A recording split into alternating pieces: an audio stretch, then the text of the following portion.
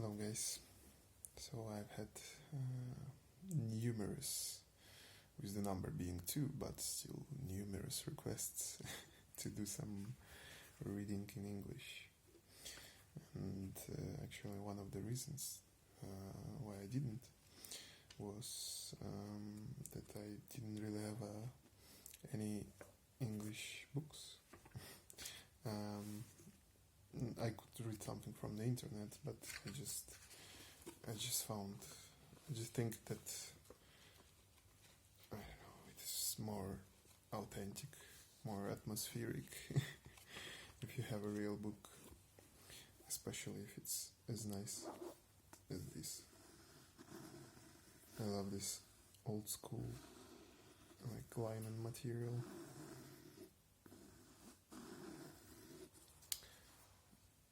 Also, look at this. How cool is that?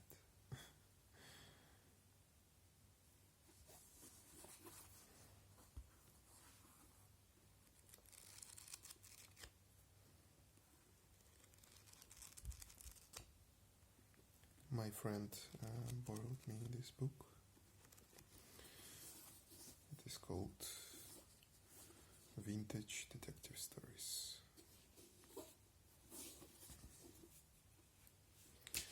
And today I'm gonna choose one of them. Or actually, most of the stories are pretty long. And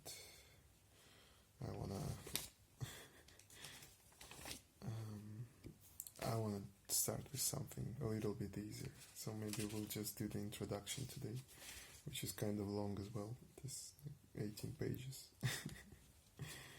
And most of the stories are much longer. But maybe we'll do like multiple parts if it goes well. So the book is Vintage Detective Stories. It is selected and with an introduction by David Stuart Davis. David Stuart Davis. Vintage Detective Stories.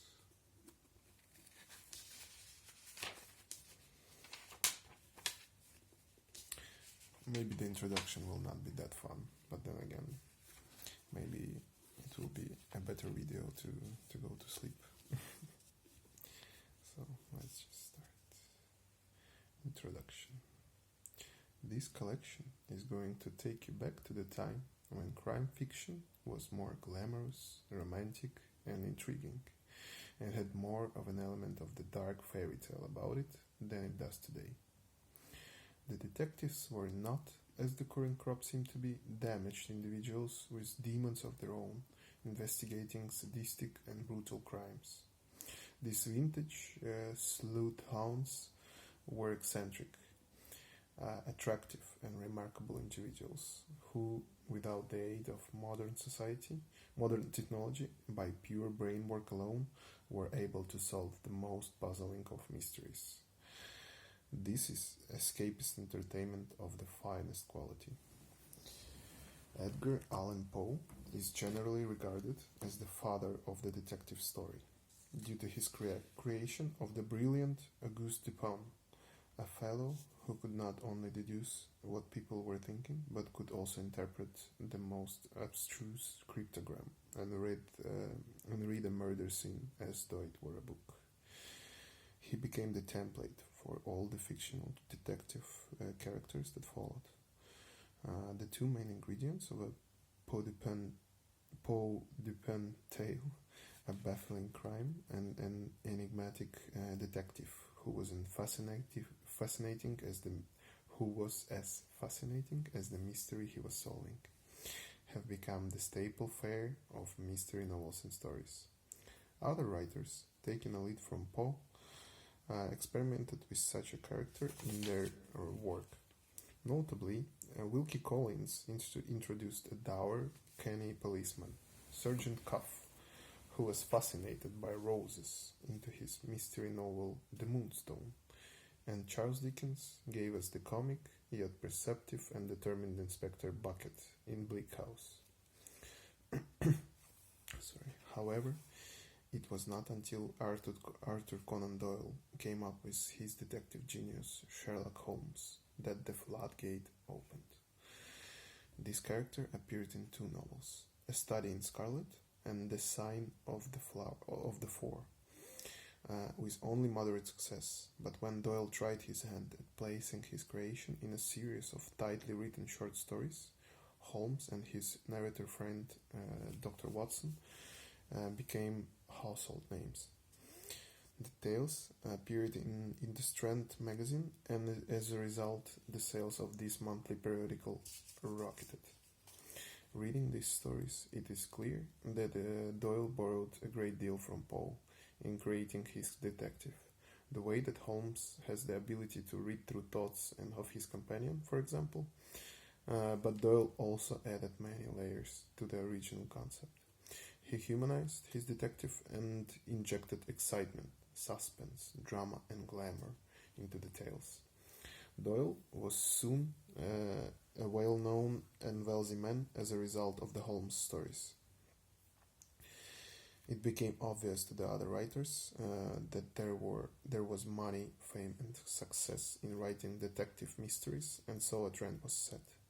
In no time, there were crime solvers of all shapes, sizes, and predilections appearing within the pages of the numerous magazines that filled the newsagents' shelves towards the end of the 19th century. In many ways, it was the proliferation of stories featuring a colorful variety of mystery solvers that created a passion in the reading public for crime fiction. A passion that has remained and indeed grown over the years. The period between the two world wars saw the emergence of such great detectives as Dorothy L. Sayers, Lord Peter Wimsey, Agatha Christie's Hercule Poirot, and Jane Marple, Marjorie Allingham Marjorie Allingham's Campion, and John Dixon Carr's Dr. Fell. Okay, got it. Their adventures were captured in novels rather than short stories, and this period is regarded as the golden age of crime fiction. During World War II, with its personal traumas and deprivation, the popularity of the detective novel declined. Real life was far more dramatic and grisly than any mystery story. Readers required a different kind of escapism. After the war, the private detective had less appeal and was gradually replaced by the dedicated professional, the common-sense copper on the beat, the dogged inspector from Scotland Yard, and the tenacious plainclothes man. As a result, the colorful, rather eccentric, and often amusing independent detective faded into the shadows. The element of fantasy implicit in the stories prior to the war was lost. Grim realism and social concerns were the order of the day. Those stories, which readers and writers alike referred to as cozies, no longer featured in the mainstream crime fiction. Now it was the time for real blood and brutal killings described in gruesome detail. Reality had raised its uncompromising head. My God, I did not choose an easy book to read. Today, crime fiction is a very broad church, and its many subgenres range from the suspense novel, the police procedural, and the thriller to the historical crime story, which can be set in any period from ancient Rome to the mid-20th century. These narratives are rich and varied, but there is a dearth of short stories featuring colorful crime solvers who are clever enough to engage and entertain the reader for an hour or so. This collection of tales takes us back to those heady days around the end of the 19th century, when a batch of brilliant maverick investigators tackled a whole range of ingenious and mystifying crimes with their dazzling skill. The writers then were concerned with baffling the reader right up to the final moments, when all would be revealed through the idiosyncratic problem-solving methods of the master sleuth. In this anthology, I have included a story by each of the two main progenitors of this fascinating genre. Edgar Allan Poe's The Murders in the Rue Morgue presents Dupin with a classic locked room mystery, which will puzzle the reader up to the last page. It has become the paradigm for all such literary conundrums. The Dancing Man is the Arthur Conan Doyle story I have chosen.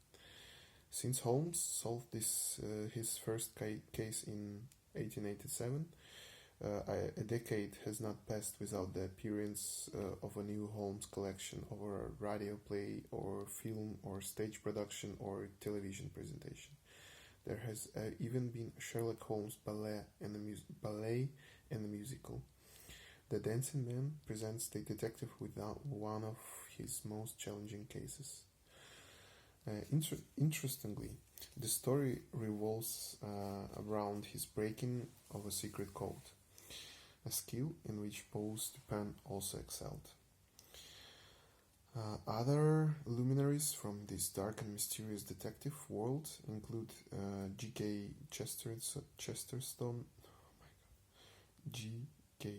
Chesterton's Father Brown, the mild-mannered cleric with a brain as sharp as a scalpel, and Arthur B. Reeves' Craig Kennedy, who, as a professor of chemistry, uses strictly scientific methods. It was often the case that these detectives were accompanied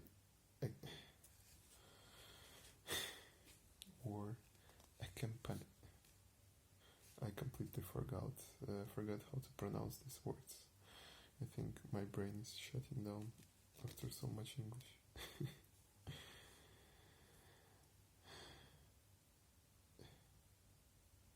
Accompanied on their investigations by a Dr. Watson figure. Brahma's detective Max Carruthers had an assistant in Parker, his manservant, who was of particular use as Carruthers was blind. Jacques Futrelle's sleuth was another scientific fellow, Professor S. Oh my god, all these names, I'm gonna go crazy, honestly. Jacques Futrelle's sleuth was another scientific fellow, Professor S. F. X. Van Dusen, known as the Thinking Machine, and he enjoyed great popularity in America in the early years of the 20th century. How can someone be popular with this name? Professor S. F. X. Van Dusen. Okay, never mind. Sorry. I'll just stop complaining now and finish this. The king of scientific detectives, however, was Dr. Thorndyke, the clever creation of R. Austin Freeman, who referred to him as the Great Fat Homer. The Great Fathomer. Thorndyke makes a welcome appearance in this collection in one of his most brilliant cases. Among these relatively famous characters, we also have a smattering of lesser-known and neglected sleuths, all with rather odd names, such as Sir Basil Thompson's Mr. Prepper, Edgar Wallace's Inspector Allrater, and J.S. Fletcher's Archer Daw. These stories represent the early richness of a genre as popular today as it has ever been. All will bring delight to the reader who enjoys the charm of a past era, spiced with a taxing little mystery. The crimes are all there, waiting to be solved. You will have great fun in joining in this detective process. I did not have a great fun reading this. I think this. I will not say anything. I will let you guys decide for your own. I don't know. I guess ASMR is an unpredictable thing. You know, actually, I will tell you a short story, so maybe it will be more fun than this failure. I watched like a couple days ago. I just stumbled across this frankly terrible ASMR channel. It was just like this older woman who was, well, she was pretty nice, but she did not have like any idea about how this sound recording works at all. Not that I know anything about that, but she was like putting things on the table near the microphone, and it was super loud, and like she was the sound levels were like jumping all the time. Like technically, it was a terrible ASMR video, but for like absolutely unknown reason, it gave a million tingles to me. Even like the sounds of when she dropped something on the table and it was super loud, it just gave me tingles for some reason. So I don't know, maybe this failure will also give you some tingles. But I think next time, if I will want to read a story, I will have to first read it in advance. At least twice, or maybe 5 times, so I will be prepared. Also, in the introduction, there are some descriptions or like biographies of the authors. I don't think we will do all of them. Let's just read one random one from someone with the weirdest name. Let's choose the person with the weirdest name.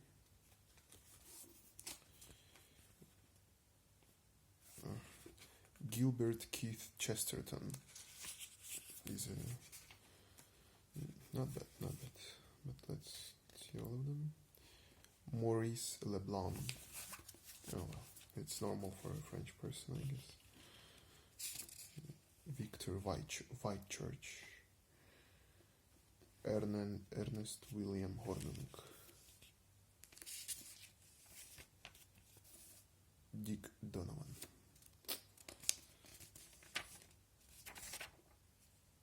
I already knew a couple of those guys. Stacy Aumonier. No, I think I like the Chesterton guy. Okay, so Gilbert Keith Chesterton is now chiefly remembered for his detective stories, featuring the deceptively unassuming cleric, Father Brown. Ironically, rather like Conan Doyle, he viewed his crime fiction tales as an easy means to supplement his income from his political and religious writings, which he regarded as being much more important. Father Brown was created in tribute to his friend, Father John O'Connor, who inspired him and late in his life baptized Chesterton into the Catholic faith. The pleasure of the Father Brown's stories lies not solely in the unraveling of a conundrum, but also in the touches of sly humor and the author's wonderful manipulation of the English language. I don't like the sound of this. This introduction is way more manipulation of the English language than I can handle. But it's a nice looking book though. Okay. I think that's enough for this catastrophe of a video. Please let me know if you enjoyed it.